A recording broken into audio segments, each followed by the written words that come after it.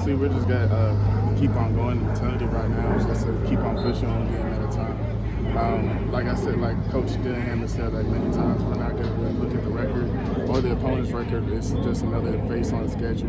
Like, we know they're a good team, and we're going to study hard and just play our type of game. Do you feel like that win gave you guys like a new level of confidence, or is it more like this is what y'all been practicing to do? I mean, I'm not going to say that they give us confidence, going into this week and going into the bye week and the rest of the season. That doesn't give us confidence, but, we just, like I said, just take it one day at a time with our preparation, our execution, and just being the team that I thought we could be in the offseason. And does it change anything for y'all? Y'all kind of been the underdog throughout most of the season. I mean, maybe still people are looking at y'all like that. Does it kind of change that mentality for you guys?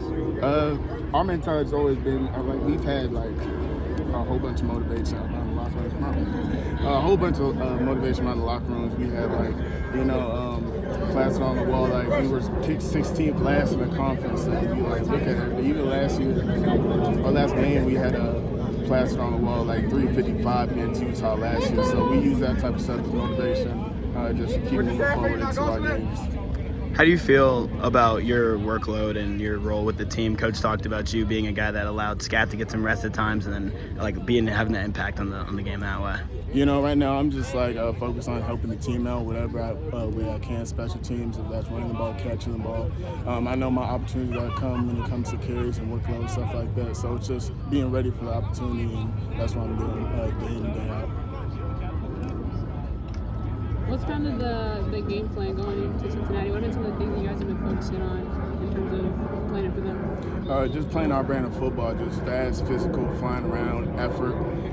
I think we did a really good job of that against Utah because they had that same philosophy, physical team that's got to get after it, and that's our identity now, that's our standard. So going into this week, it's the same thing. Kind of on the theme of what he just asked, but the run game has been phenomenal this season. How have you guys leaned on each other and supported each other and being as successful as y'all are in the backfield?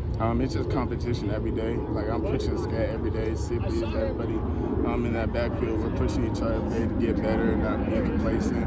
And just knowing our opponents and knowing our scheme as well, just knowing being the smartest room on the offense, just knowing what we're supposed to do because we know if we get the run game going, that's going to help the team a lot. So.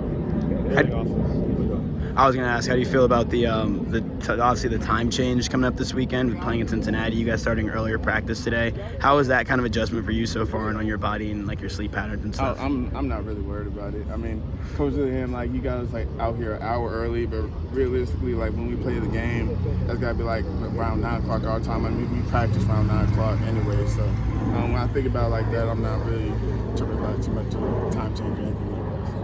Pulling off of that, we're talking about the run game there. You guys have been running the ball efficiently all season long. But we'll talk more about the offensive line now. How fun has it been to run behind that line all season long? It seems like they're getting better each and every week as well. Really good. And I feel like the offensive line doesn't get enough credit because those guys pushing the line. They're pushing the line 2 yards, 3 yards ahead of us just so we can get past and make those dudes miss. And we really just got to make a one-on-one situation, and just that's what we've been doing all off season. So shout out to the offensive line for that.